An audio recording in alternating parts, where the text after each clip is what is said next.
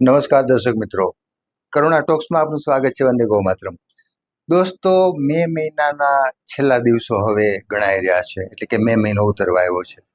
સામાન્ય રીતે આ એવો સમયગાળો હોય છે એટલે એમાં પ્રી મોન્સૂન એક્ટિવિટી શરૂ થઈ જતી હોય છે, એટલે કે ચોમાસા પહેલાની જે ગતિવિધિ હોય છે વરસાદની, એ ધીમે ધીમે શરૂ થઈ જતી હોય છે. હજી ચોમાસું નિયમિત જે નૈઋત્યનું ચોમાસું આપણે ત્યાં આવતું હોય છે એને તો હજી થોડી વાર છે, પણ દર વખતે એવું થતું હોય છે કે મે મહિનાનો એન્ડ આવે ને એટલે એક વરસાદની ગતિવિધિ શરૂ થઈ જાય, એને પ્રી મોન્સૂન એક્ટિવિટી હવામાન વિભાગ કહેતું હોય છે. તો એમાં શું થાય, તો ધીમે ધીમે વાદળો મંડે બંધાવા. એકાએક સાંજ પડે વાદળો બપોર પછી થઈ જાય, તૈયાર થઈ જાય, આકાશમાં આવી જાય, કાળા વાદળ આવી જાય, ગમે ત્યાં વાદળ વરસી પડે. પછી એ સીબી ક્લાઉડ હોય, હવામાન વિભાગની જે આખી એની ટર્મિનોલોજી છે ને, પરિભાષા એ પ્રમાણે એને સીબી ક્લાઉડ કે ક્યુમિનો નિમ્બસ ક્લાઉડ. તો એ સીબી ક્લાઉડ છે એ એકદમ વીજળી કરવાનો સ્વભાવ ધરાવે છે, એટલે એ અંદરો અંદર ટકરાય અને વીજળી થાય. એ વીજળી થોડી ખતરનાક હોય છે, પડી જવાની પણ શક્યતા રહેતી હોય છે. તો પ્રી મોન્સૂન એક્ટિવિટીમાં આ બધું થતું હોય છે. આ વાત હું એટલે કરું છું કે આપણે ત્યાં જોઈએ છીએ કે 2 દિવસથી પ્રી મોન્સૂન એક્ટિવિટી સૌરાષ્ટ્રમાં અને દક્ષિણ ગુજરાતમાં શરૂ થઈ ગઈ છે. જેમ કે રાજકોટના પણ કાલાવડ રોડ વિસ્તાર, યુનિવર્સિટી રોડ વિસ્તારમાં થોડુંક એક ઝાપટા જેવું, જેને કહેવાય કે આમ ફરફર કહેવાય, એ પ્રકારનું ઝાપટું પડી ગયું છે. કાલાવડ વિસ્તારમાં તો સારો વરસાદ, એમ ઠીક ઠીક વરસાદ જેને કહેવાય, મોટા ઝાપટા એવો પડી ગયો છે. ગાજવીજ સાથે વરસાદ પડ્યો છે. તો પ્રી મોન્સૂન એક્ટિવિટી 21 તારીખથી 21મી મેથી શરૂ થઈ ગઈ છે અને હજી આ લગભગ 31 સુધી લંબાય એવી હવામાન વિભાગની આગાહી છે. અને દેશી આગાહીકારો જે આપણા હોય છે, કોઈ ગ્રહોના આધારે આગાહી કરે, કોઈ અન્ય પોતપોતાની જે રીત હોય છે એના આધારે આગાહી કરતા હોય. તો એ લોકોની પણ આગાહી છે કે હજી 10 દિવસ સુધી આ પ્રવૃત્તિ રહેશે, પ્રી મોન્સૂન એક્ટિવિટી.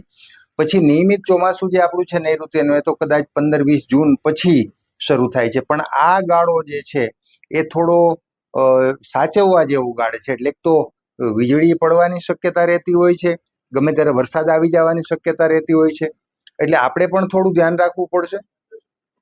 બીજું કે આ એવો સમયગાળો છે કે થોડોક વરસાદ પડી જાય, એક ઝાપટું પડી જાય, પછી બફારો, ગરમી એકદમ વધી જાય. તો આપણે આપણી તબિયત સાચવવી પડે, ગરમીથી સાચવવું પડે, એ પણ આ સમયગાળામાં ધ્યાન રાખવાનું. સાથે સાથે હું જે મુખ્ય વાત કરવા માંગુ છું એ છે અબોલ જીવોને સાચવવાની.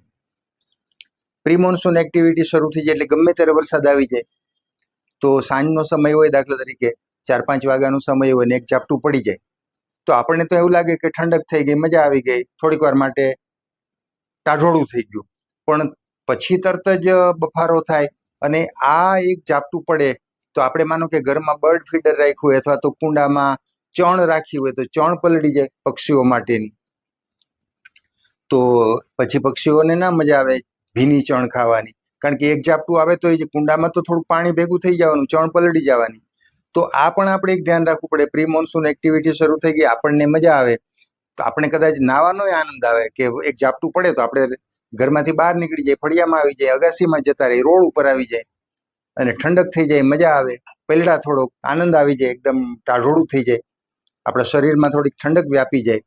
પછી પાછો બાફ વધે ને, એ તો થાય જ, પણ આ તો થોડી વાર માટે એક વરસાદમાં નાયાનો આનંદ આવી જાય અત્યારે. પણ થોડું આપણે પણ ધ્યાન રાખવું પડશે. પછી બાફ વધે છે, બફારો વધે છે, થોડી તબિયત સાચવવી પડે. ઉંમરલાયક લોકોએ ખાસ, બાળકોને પણ સાચવવા પડે. અને અબોલ જીવો માટે ખાસ, દાખલા તરીકે મેં વાત કરી, ચણ પલળી જાય તો તરત જ આપણે પાછું એ કુંડું બદલી નાખવું પડે. એટલે સવારે થોડી પ્રમાણસર ચણ ભરીએ, કારણ કે બપોર પછી ઝાપટું આવશે એમ માની લઈએ. અત્યારે પ્રી મોન્સૂન એક્ટિવિટી શરૂ થઈ ગઈ એટલે રોજ નાના મોટા વરસાદના છાંટા, ઝાપટા, રસ્તો ભીનો થઈ જાય એટલો વરસાદ આવવાની શક્યતા પૂરી છે. તો એ માનીને સવારે રોંઢા સુધીની ચણ ભરીએ. અત્યાર સુધી એવું હતું, ખૂબ ઉનાળો હતો, ખૂબ શિયાળો હતો, ત્યારે આખો દિવસની 24 કલાકની આપણે ચણ ભરી દેતા. કેટલાક લોકો 2-2 દિવસ ચાલે એટલી ભરી દેતા. પણ હવે એવું નહીં થઈ શકે.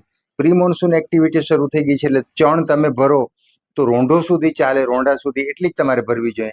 કારણ કે 4-5 વાગે એક ઝાપટું આવે એટલે એ ચણ પલળી જવાની, એટલે એ તમારે બદલવી પડશે.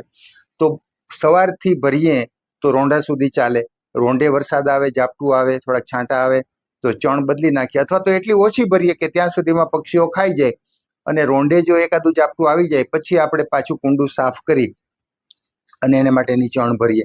એ જ રીતે પાણીમાં પણ એવું કરી શકીએ, સવારથી પાણી ભરી દઈએ તો પછી બપોર પછી ઝાપટું આવે તો ઠીક છે, પાણીમાં તો બહુ વાંધો નહીં આવે કે થોડા 5 છાંટા પડશે તેમાં પાણી નહીં બગડે, પણ ખાસ તો ચણની વ્યવસ્થા. બીજું આપણે નિરણ કે વગેરે નાખતા હોય આપણે ઘર પાસે કે ખુલ્લો પ્લોટ હોય છે ક્યાં, અથવા રોડ ઉપર ક્યાંક એવી કોઈ જગ્યા છે જ્યાં આપણે ગાય માટે કોઈ નાનો મોટો ચારો નાખતા હોય તો એમાં પણ આ જ શક્યતા છે, કારણ કે સૂકું ઘાસ નાખીએ તો બપોર પછી એક ઝાપટું આવી જાય તો એ પલળી જવાનું છે.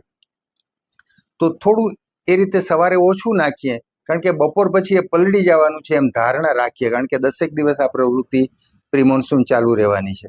તો જરૂરી નથી કે આપણા ગામમાં અથવા આપણા વિસ્તારમાં જ રોજ વરસાદ આવે, ફરતું રહેતું હોય છે, પણ આપણે ધારણા રાખીને ચાલવું. આપણે થોડું એડવાન્સમાં એ પ્લાનિંગ કરીને ચાલવું. જેમ કે ગઈકાલ સાંજની વાત કરીએ તો ગઈકાલ સાંજે રાજકોટના કેટલાક વિસ્તારોમાં એક ઝાપટું પડ્યું છે, યુનિવર્સિટી રોડ, કાલાવડ રોડ. રસ્તા ભીના થાય એટલું, બહુ વરસાદ કહેવાય એવું નહીં, પણ રસ્તા ભીના થાય એટલું આપણે પલળીએ તો મજા આવી જાય એવો વરસાદ તો કાલે આવ્યો હતો સાંજે કાલાવડ રોડ, યુનિવર્સિટી રોડ ઉપર રાજકોટમાં. અને કાલાવડના ગામડાઓમાં તો ગાજવીજ સાથે જેને કહેવાય કે પાણી થોડું થોડું ભરાય રસ્તા ઉપર, એટલો વરસાદ પડ્યો છે. તો આ બધી પ્રવૃત્તિને ધ્યાનમાં રાખીને, થોડું જીવદયાને ધ્યાનમાં રાખીને, અબોલ જીવોની સેવા તો આપણે કરીએ છીએ, પણ એમાં થોડું પ્લાનિંગ રાખીએ. પ્રી મોન્સૂન એક્ટિવિટીને કારણે થોડું આપણે પ્લાનિંગ કરવું પડશે સવારથી બપોર રોંઢા સુધીને, રોંઢાથી પછીનું. તો રોંઢે એક ઝાપટું આવે છે એમ માનીને આપણે થોડી ચણ, થોડું સૂકું ઘાસ વગેરેની વ્યવસ્થા કરીએ છીએ. તો એ થોડું ધ્યાનમાં રાખશું કે બપોર પછી ચણનું પાછું નવું કુંડું ભરી લઈએ. સૂકું ઘાસ ક્યાંય નાખતા હોય તો થોડું સવારે ઓછું નાખીએ અને સાંજે પાછું નાખવું પડશે વરસાદનું ઝાપટું આવ્યા પછી. એ પ્લાનિંગ સાથે આપણે થોડું આગળ ચાલીએ. અને હા, સીબી ક્લાઉડ અત્યારે બને છે, બનવાના શરૂ થઈ ગયા છે.